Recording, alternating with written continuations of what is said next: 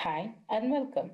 In this tutorial, I will show how citizen developers and administrators can review and manage object dependencies for Composite Page and Composite Application Framework user-defined objects. UX1 is delivered with several pre-configured user roles.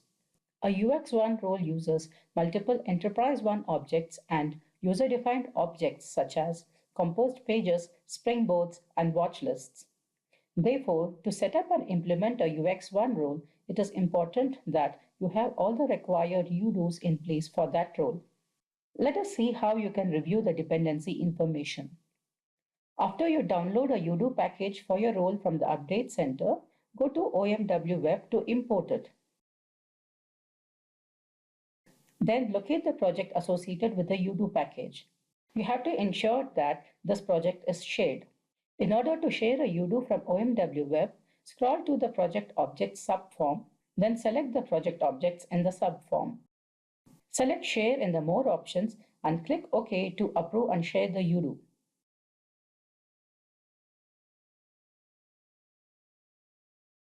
To review the dependencies at the project level, select the project and then from the row exit, select Advanced View Dependencies option.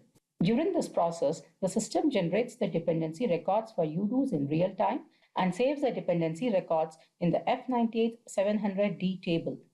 As you can see here, the dependency information is listed for UDOs such as Composite Application Framework, that is Cafe1, and Compose Page in a project. The Work with Project Object Dependencies application gives you first-level dependency information of the calling and called objects. This is helpful when you want to determine if you have all the dependent objects that exist for a particular OMW project. In this example, the Grover Contract Manager composed page consists of event pages, a task, watch lists, and applications. The information displayed here is at the project level. You can click the object name link to further drill down and view the second level dependency information of the calling object. The view dependency form displays the parent-child tree of the calling and called object relationship. Here you can find out the watch list embedded in the composed page and also view the information of the query used in the watch list. Coming back to the Working with Project Object Dependencies application, you can click the called object description link to view the dependency in the preview mode, which confirms what the relationships are. You can also export the dependency details of all or selected UDOs to Microsoft Excel, a comma-separated value file, or to clipboard.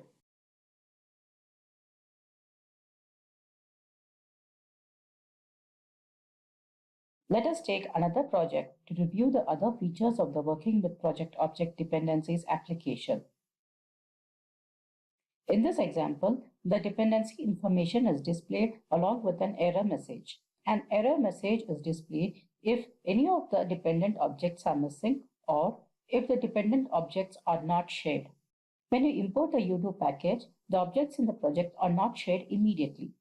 One way to approve all those objects that are not shared is to use the Approve Promote option from the form exit. This approves and shares all of the objects in the project without having to leave the Working with Project Object Dependencies application. The blanks invalid error here indicates that some of the dependent objects are missing in the project. In this example, there are some missing watch lists as a part of this UDO package. This helps you to determine the UDO package that contains the missing objects to be downloaded from the Update Center. You can use the Rebuild Dependency option to rebuild the dependency information for the objects that have changed. If the dependency records are missing for an object, the system generates the dependency information for the object. The Validate Project option enables you to validate a project to ensure that all the dependent objects are available at the specified path code and shared. An error message is displayed if any of the called objects are missing.